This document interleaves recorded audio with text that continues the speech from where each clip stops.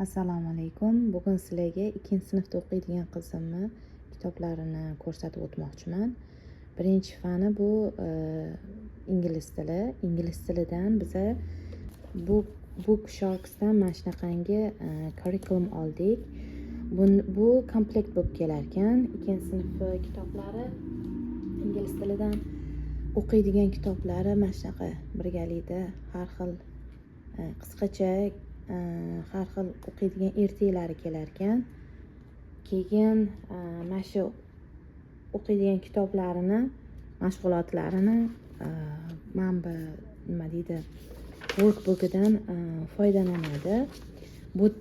Bunda ham o'qituvchiga nima o'rgatish kerak, qanaqa raspисание, o'shalarni hammasini ko'rsatib o'tilgan. Keyin bolani yozadigan mashg'ulotlari ham shuni ichida ekan. Qalam bo'lib keladi mana shunaqa. Hop, sizlarga ikkinchi haftanikini ko'rsataman namuna qilib. Mana ikkinchi haftani darsliklarini mana shunaqangi raspисание tuzib beriladi onaga tayyor. Misol uchun birinchi kun nima qilinishi kerak, spelling, keyin activity nima deydi, index cardlar bo'lsa o'shandan foydalangin deydi. Bu nima deydi, optional varianti.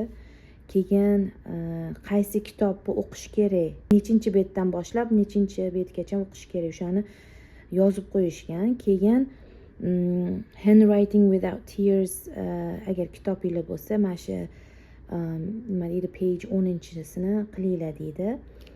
Keyin o'zida copy work bor. Hozir ko'rsataman. Mana bu betida birinchi kun to'liq tushuntirilgan nimalar qilinishi kerakligini. Bu yoqda ikkinchi kunniki. Buni alohida o'zim video qilib tushuntiraman. Hozircha tez ko'rsatsam, boshqa fanlarni ham ko'rsatmoqchi edim, qanaqa kitoblar olganimni. Xo'p, bunda mashg'ulotlarni qiladi. Mana shu so'zni, mana shu gaplarni ko'chirib yozadi chiroyli qilib. Bunaqa takrorlab yozishlar ba'zi bolalarga spellingda yordam beradi. Keyin chiroyli yozishiga ham anaqa bo'ladi, nima deydi, yordam bo'ladi. Keyin nima deydi, insho yozishlarni sekin boshlang'ich etaplari bo'ladi-yu, o'shalarni o'rgatadi. Fantaziyasini kuchaytirish uchun bolani. Keyin ba'zida kitob bo'yicha, ertak bo'yicha savol-javoblar qiladi. Ba'zida nima deydi, grammatikani to'g'rilab yozgin deb ham so'rab qoladi boshqa anaqalarida. Nima deydi, boshqa haftalik darsliklarda. Xo'p, biz buni asosan shu grammatika, spelling, keyin kitob, mana ertaga o'qigan kitobi bo'yicha mashg'ulotlarni qilamiz. Bu bilan keladigan kitoblarni ko'rsatib o'taman. Juda ham ko'p lekin o'qiydigan ertak kitoblari.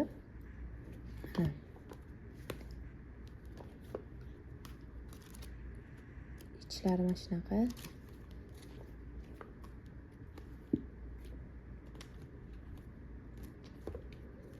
Juda ko'p. 1 yilga bemalol yetadiganli kitoblar.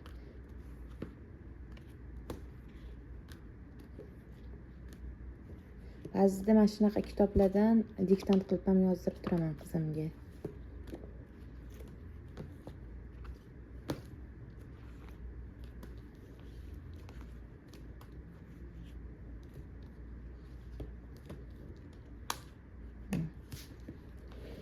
Shu IW nima deydi, Primary Arts of Language kitobidan nimadan foydalanamiz? Biz part 2da men chiroyli yozishni o'rganish uchun print qilib chiqazganman shu PDFdan.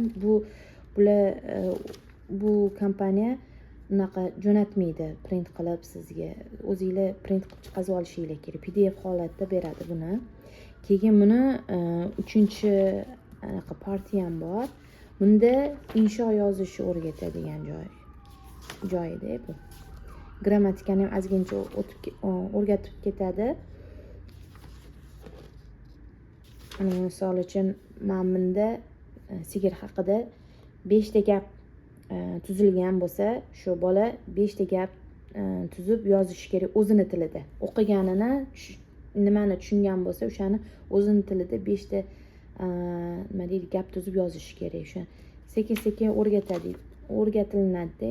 Bitta paragraf yozishni o'rgatadi bu anaqada, curriculumda. Onyx, buni biz Service kompaniyasidan oldik. Bu o'qituvchilarning kitobi, bunisi Student Workbook. Bu Student Workbookda bola asosan ikkita unlilar birga kelib qolsa qanaqa tovushda o'qish kerak yoki ikkita undoshlar birga kelib qolsa unda qanaqa tovushda o'qish kerakligini o'rgatadi. Ba'zi joylarda, mana bunaqangi joylarda kichkina so'zlarni, qofiyali so'zlarni topib yozish kerak. Keyingisi bu bolani so'z boyligini ko'paytirish maqsadida ingliz tilidan WorldlyWise'dan foydalanamiz.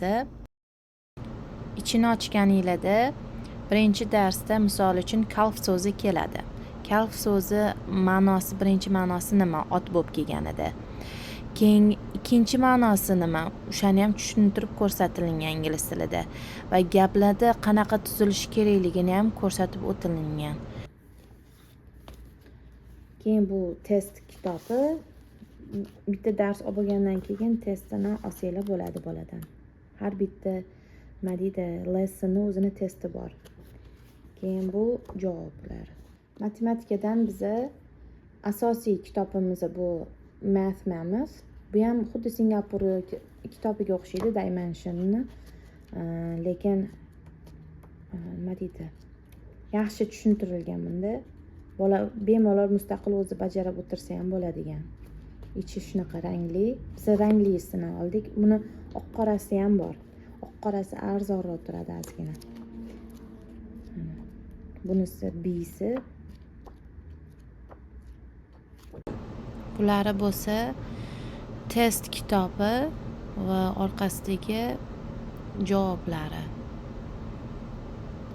Qo'shimcha qilib biza Singapur matematikasidan ham kitob oldik, workbooklarni, ya'ni 2A bilan 2B ni. Social Studies'dan biza My World Interactive Service kompaniyasidan oldik. Bu curriculumlarni, kitoblarni Rainbow Resource websaytidan zakaz qilsanglar bo'ladi. 36 haftalik o'rgatilinadigan darsliklar bor buning ichida. Ichini ochganingizda shunaqangi rangli bet bo'lib keladi. Yangi so'zlarni highlight qilib sariq belgida belgilab qo'yishgan.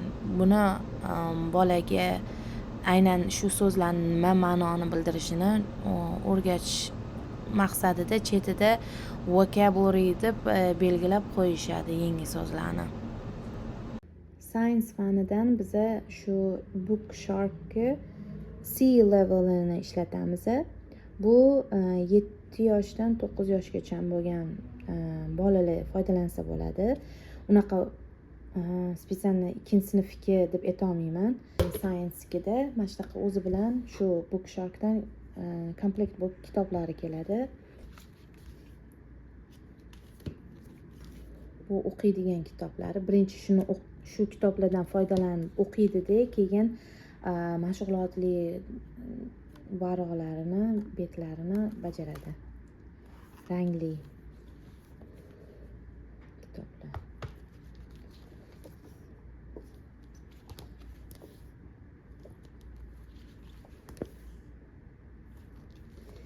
Keyin eksperiment kitobi ham keladi. Bizga eksperiment kitobi yoqdi. Rasmlar bilan aynan nima qilish kerakligini, etaplarini yaxshilab tushuntirib ko'rsatilgan ekan. Keyin hamnaqangi science kit o'zi bilan keladi. Ochganingizda spiska qilib ko'rsatilib qo'yilgan mana bu yerda nimalar borligi, ichida nechtadan miqdorini ham yozib qo'yishgan.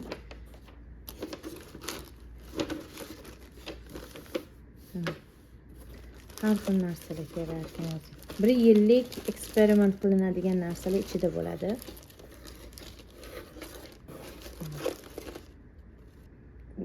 teachers book bilan student workbook bitta bo'lib kelgan ekan. Keyin biz shunaqa faylga qo'ydik binderni.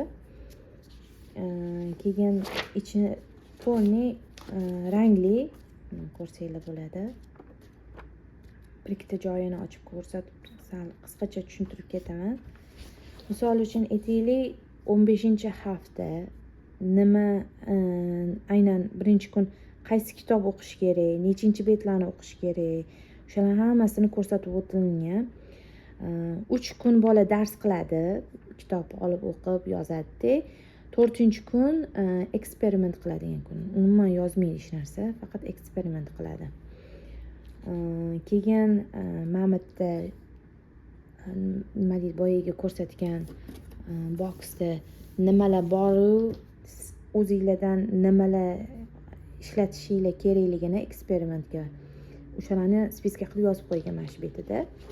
Keyin bu yerda qisqacha qilib tushuntirib ko'rsatilgan, aynan shu birinchi kun nimalarni qilish kerak, optional variantlari ham bor. Keyin eksperiment kuni bo'ladi. O'shanda mana bu kitobdan foydalanasizlar 4-kun. Eng oxirgisi bu mana bunaqa nima deydi, core knowledgedan biza 2-sinf общий hamma fanni o'rgatadigan qisqacha ma'lumotlar berib o'tishganda, sciencedan, ingliz tilidan, matematikadan mana bu yozib qo'yishgan. Misol uchun language and literatureda nimalar bor. Keyin history and geographyda nimalar o'rgatilinadi. Buni дополнительный qilib, qo'shimcha qilib olganmiz. Science bilan historysiga qiziqib oldik. Bu matematikasi, oxirgisi bu science mana. Har xil rangli. Juda chiroyli kitob.